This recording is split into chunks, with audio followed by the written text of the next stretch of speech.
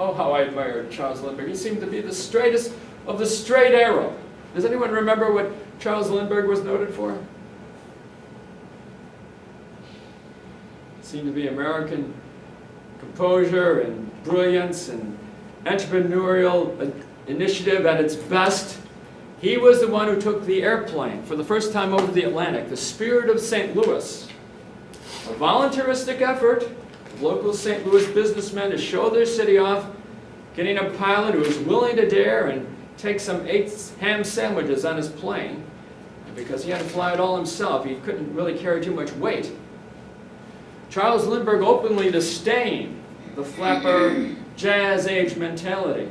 But I was so disappointed to learn later that he had several adulterous affairs, becoming a very famous pilot.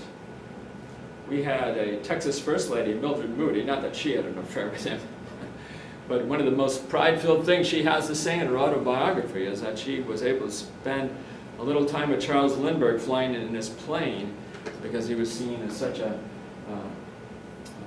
attractive, noble, Nordic-type American of the 1920s. Any questions so far about rampaging capitalism? The 3 V's that I stood for. The flappers, the jazz age, the roaring 20s, which was supposed to the Victorian culture that I, Herbert Hoover, stood for. I want to try to give you some background information on 2 1920s presidents who you would have thought I would have been for because they too were conservative in their economic philosophy. They believed in capitalism, but actually I was very out of tune with. Warren Gamaliel Harding, who was the first president from 1920 to 1923, once called me the smartest geek he ever knew, and that was not a term of endearment. Warren Gamaliel Harding knew that I was actually a front-running presidential candidate in 1920. In fact, my later nemesis, Franklin Roosevelt, said about me in 1920, after I'd been saving these millions of people, dramatic illustration of what America could do, he said about Herbert Hoover, "Why, he certainly is a wonder, and I think we should make him President of the United States. There couldn't be a finer one." That's what Franklin Roosevelt said about me then. So maybe that's why Warren Gamaliel Harding didn't like me. But anyway, he did make me Commerce Secretary. And while he fiddled around and did very little, I was the one who got business and labor to reason together, to come together in a consensus. And that's one of the reasons why there were no strikes, major strikes in the 1920s. I was Commerce Secretary, let me just put in that humble bid for the most important Commerce Secretary ever.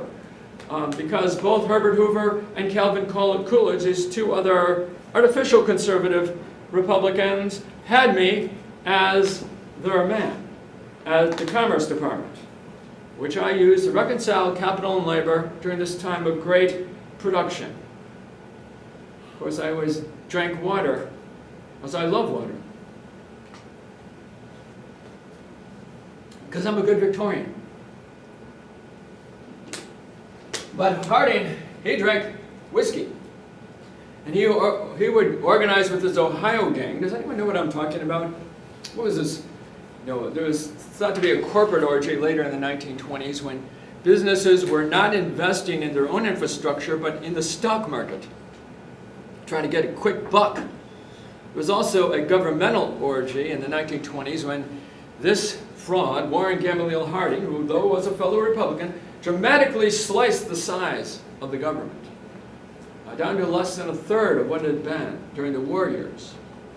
And then proceeded to act as if we didn't even need government and created a kind of party situation. It was during Harding's administration that we have the greatest scandals of the presidency that we'll ever know, except perhaps for Richard Nixon, fellow Quaker, whatever happened to him, who was taken down by Watergate later on in 1975.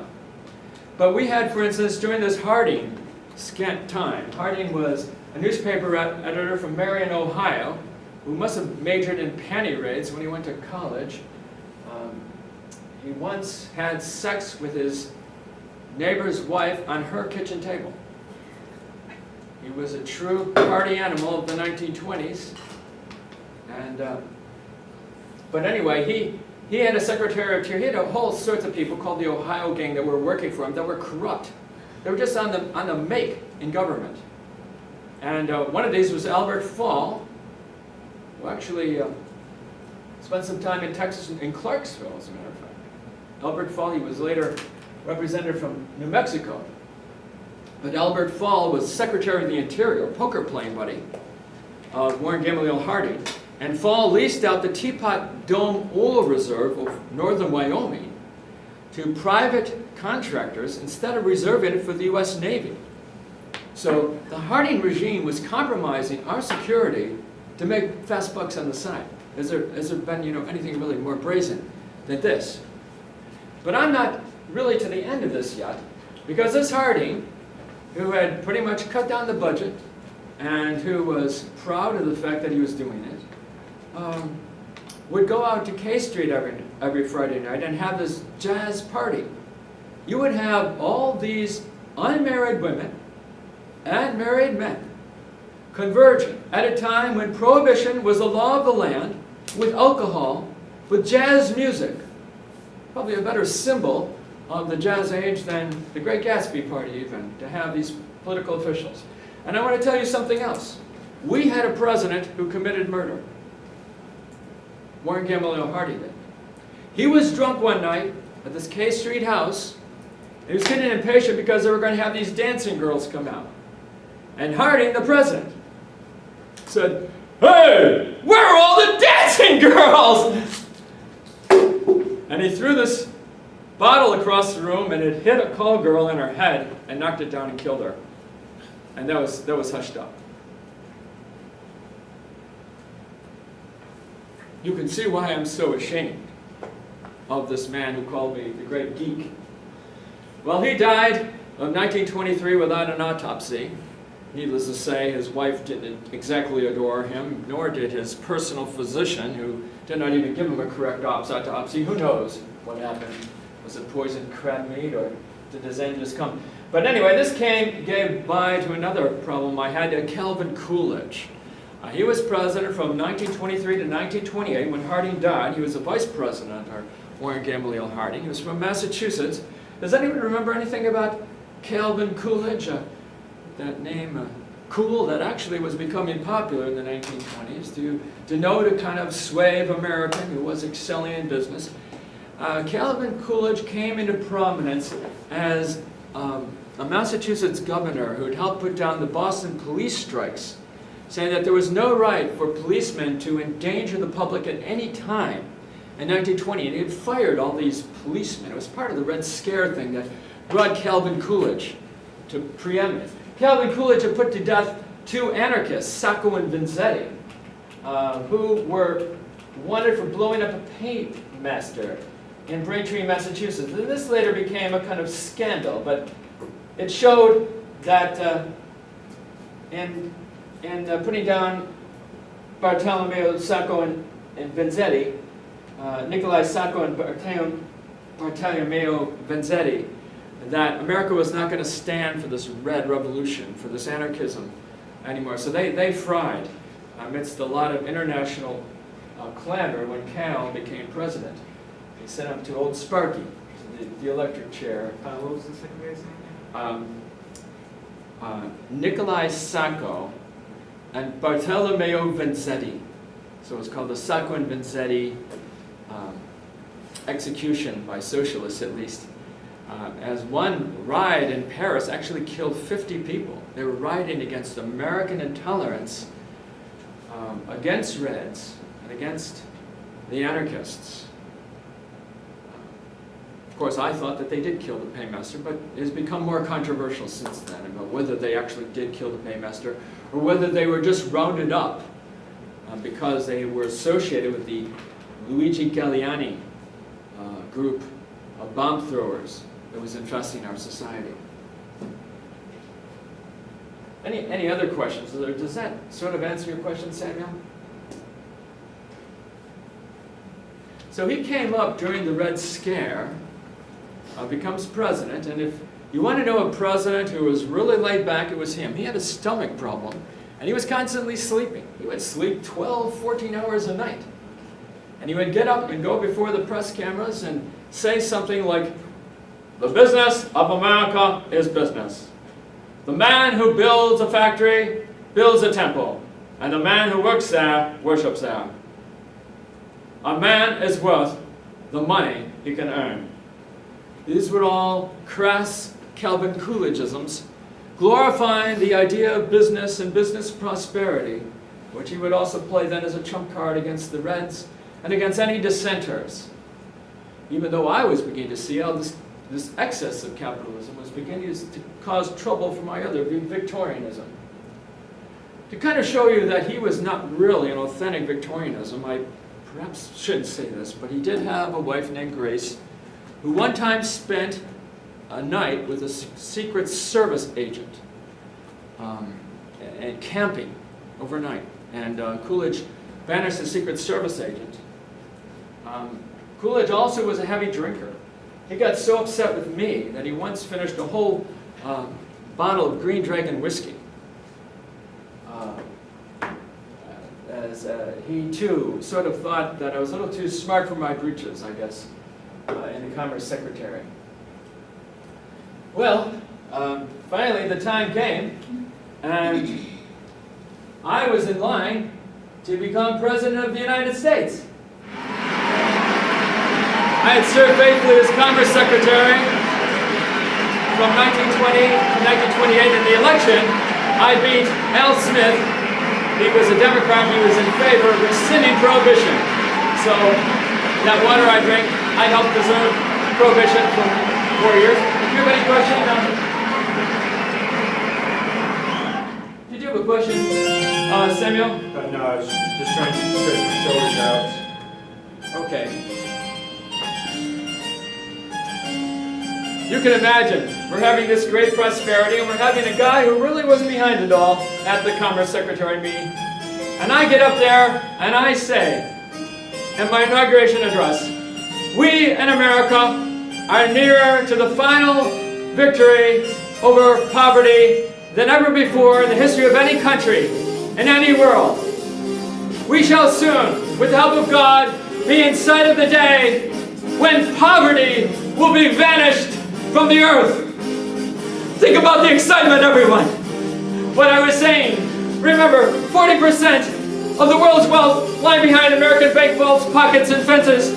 There was a kind of big avant-garde magazine at this time which alluded to the great power and economic might of this country, and it said, "Big, brassy, brutal stud America, we salute you. You may be craven and dishonest, but you're impregnating the world with cars, credit, and Coca-Cola."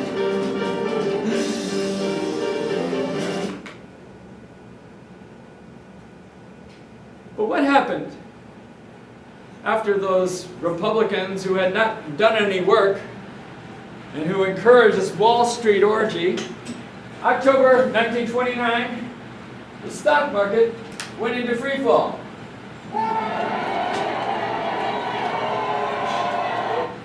This led to what has been called the Great Depression. From 1929 to 1939, 1/4 of Americans out of work. Most of the banks around the country failing or near failing, runs on the bank. And you can imagine that me, who had been such a spokesman for American capitalism, was at a loss because I did not believe that we should squander ourselves into prosperity, that there was no way to do that. I tried to balance the budget. Now, I did try to do some things. I realized that we were running out of money. So I signed the Hawley-Smoot Tariff of 1932, which is a very high tariff to try to keep foreign goods out and keep our money in the country. I came on the side of the Federal Reconstruction Act that would loan out money to various cities and states to help them rebuild. It was a loan program, trying to get Americans back on their feet. But everything I did seemed to just turn into nothing from 1929 to 1932. There seemed to be some kind of torpor, some sort of listlessness in the population that I couldn't explain, like the party was over. It was a downward spiral. after 1929. That is, prices would go down as people weren't buying anything. Did they feel guilty? Of course, many had borrowed money to invest in the stock market, which is not a good idea. I mean, I didn't do that. I mean, I lived in the Waldorf Astoria. I lived in New York hotels to the end of my life in 1964. I was conservative with my money. You could survive the Great Depression if you were conservative.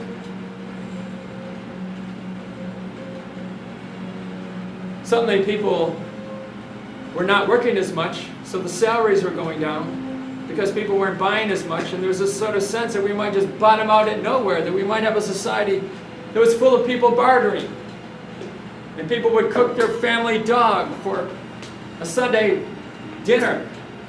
People would go to restaurants and order just some tea and put the ketchup all in their tea so they could have kind of tomato soup. They were getting so desperate. They would eat stuff like dandelions. One of the saddest things that occurred in my life was when veterans from World War I who had been promised a bonus began assembling in Washington in 1932, my final year. They said that Congress should give them a bonus and that they would spend it being good Americans and that they would get the economy going again. But what are we going to do with all these unemployed hobos around?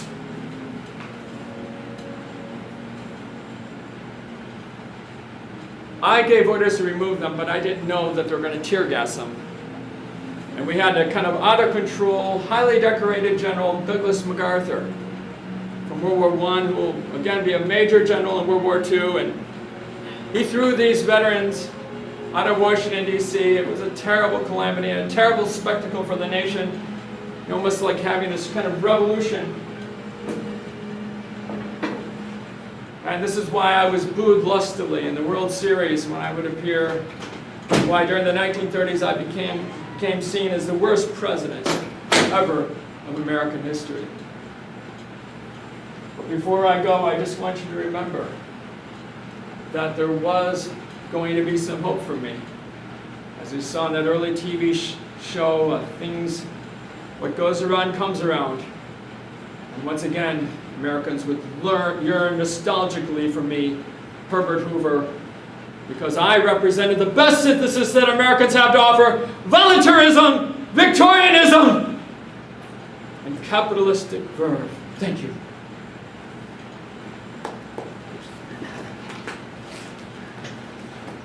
Any comments or questions? Yeah, he became president at the worst time.